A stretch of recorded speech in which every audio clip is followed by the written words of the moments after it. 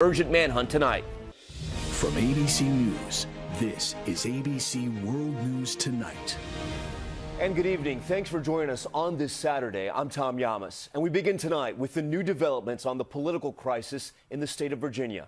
Embattled Governor Ralph Northam still not stepping down, but breaking his silence after last week's news conference where he admitted to appearing in blackface back in 1984. He emerged from seclusion today to attend a state trooper's funeral service, now admitting his ignorance when it comes to blackface and other racial issues. That scandal sparked by this racist photo he says wasn't him ending up on his yearbook page. With Virginia's Lieutenant Governor Justin Fairfax also refusing to budge from office even as a new sexual assault allegation surfaces.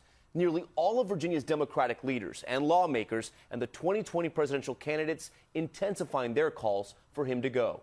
ABC's Zachary Keach is in Richmond, starting us off. For the first time in 7 chaotic days, Governor Ralph Northam emerging from seclusion, paying his respects at the funeral of a fallen officer. Tonight, the governor also breaking his silence in an interview with the Washington Post, saying he refuses to resign for admitting to wearing blackface in the racist photo that appears on his yearbook page. It was offensive, racist, and despicable. Adding, the humbling experience better positions him to push an agenda of racial reconciliation. He went on to recount an unnamed black lawmaker who explained to him that a white person who makes a mistake gets a second chance, while a black person might not, saying it helped to better understand why someone of white privilege has the opportunities they have when an African American doesn't. And I used just a little bit of shoe polish to put under on my cheeks.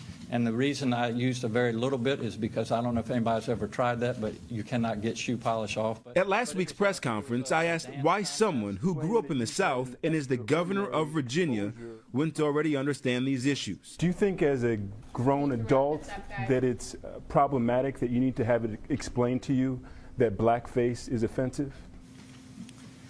No, I'm not a person of color, and people of color experience different things. It affects them different ways.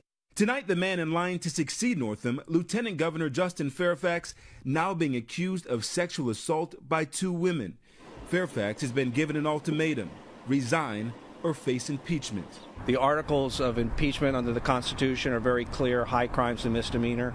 This clearly meets that threshold. The second alleged victim to come forward, Meredith Watson, claiming Fairfax raped her when the 2 were classmates at Duke University nearly 2 decades ago. He was drinking, she wasn't drinking. She knew things were changing when he got up and locked the door, turned out the light, raped her. Her attorney releasing an email she says Watson sent to a friend in 2016 claiming Fairfax raped her. Tonight, Fairfax releasing a new statement saying he'll fight the charges, adding, "I did not sexually assault or rape Meredith Watson, Vanessa Tyson, or anyone else." All right, Zachary Keach joins us now live from Richmond. And Zachary, that Virginia delegate we heard from in your piece saying he will introduce the articles of impeachment against Lieutenant Governor Fairfax on Monday, but is that expected to go anywhere? Tom, critics of impeachment say, according to the Virginia Constitution, it has to be for crimes committed while in office. But that's just one option. It also says it can include misdemeanors or high crimes. Now, the lieutenant governor's advisors tell us he has no plans of stepping down, so it looks like this will move forward. Tom? Zachary Keach with all the new developments out of Virginia. Zachary, thank you. Next to the back-to